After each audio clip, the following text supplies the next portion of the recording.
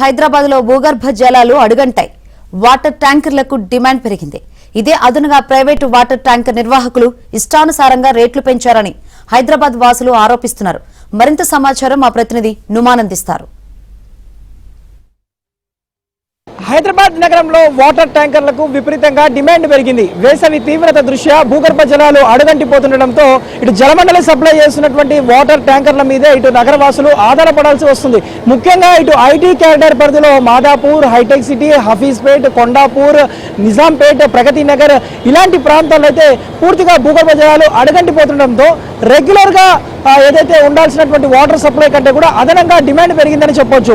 రోజు కూడా ఇటు జిహెచ్ఎంసీ కానివ్వండి, గ్రేటర్ హైదరాబాద్ పరిధిలో దాదాపు 600 గ్యాలన్ల నీరు అవసరం ఉంటుంది. ప్రస్తుతం ఇటు జలమండలి సప్లై చేస్తూ కేవలం 520 గ్యాలన్ల నీరు మాత్రమే అందుతున్నటువంటి పరిస్థితి. ఈ నేపథ్యంలో ఇటు ప్రైవేట్ ట్యాంకర్లను కూడా ఇటు నగరవాసులు ఆశ్రయిస్తున్నటువంటి సిచ్యువేషన్ అయితే ఉందని చెప్పవచ్చు. ప్రస్తుతం నేను ఏదైతే ఫిల్లింగ్ స్టేషన్ దగ్గర ఉన్నాను, హైదర్ నగర్ ఫిల్లింగ్ స్టేషన్ దగ్గర. ప్రస్తుతం మనం చూడొచ్చు వాటర్ ట్యాంకర్లు విపరీతమైన డిమాండ్ పెరిగినటువంటి సిచ్యువేషన్ అయితే మనకు కనిపిస్తుంది.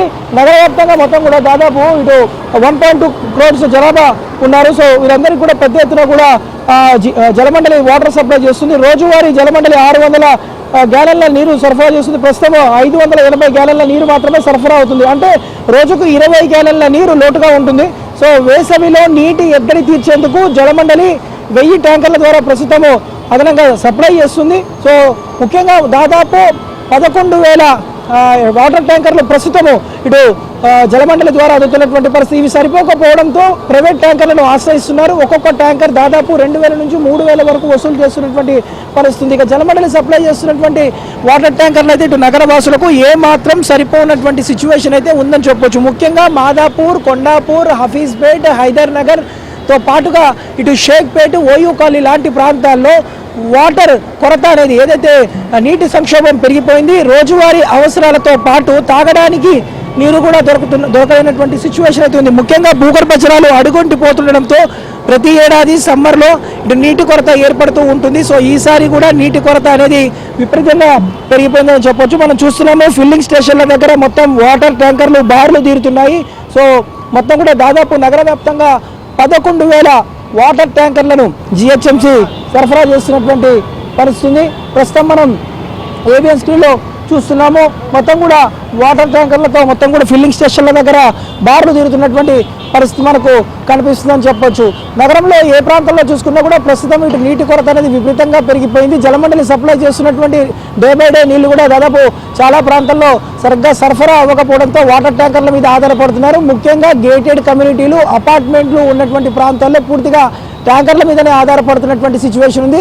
జలమండలి సప్లై చేస్తున్నటువంటి వాటర్ ట్యాంకర్ల వైపు సరిపోకపోవడంతో చాలామంది ఇటు నగరవాసులు, ఇటు అపార్ట్మెంట్లో ఉన్నటువంటి ప్రజలు ప్రైవేట్ ట్యాంకర్లను ఆశ్రయిస్తున్న నేపథ్యంలో పూర్తిగా ఇటు ప్రైవేట్ ట్యాంకర్ల నిర్వాహకులైతే నిలువ దోపిడీ చేస్తున్నారు. దాదాపు ఒక్కొక్క ట్యాంకర్కి వచ్చేసి 3,000, 4,000 వరకు వసూలు చేస్తున్నటువంటి పరిస్థితి.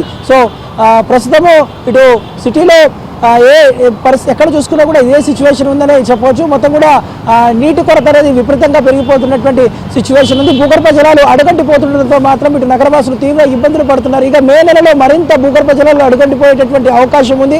సో ఈ నీటి సంక్షోభాన్ని అధిగమించేందుకు జలమండలి అధికారులు పూర్తిగా ప్రత్యామ్నాయ మార్గాల మీద దృష్టి పెట్టారు. ముఖ్యంగా నీరు వృధా చేయకూడదు అనే విధంగా కూడా ఇప్పటికే ఇటు ప్రచారం చేస్తున్నారు.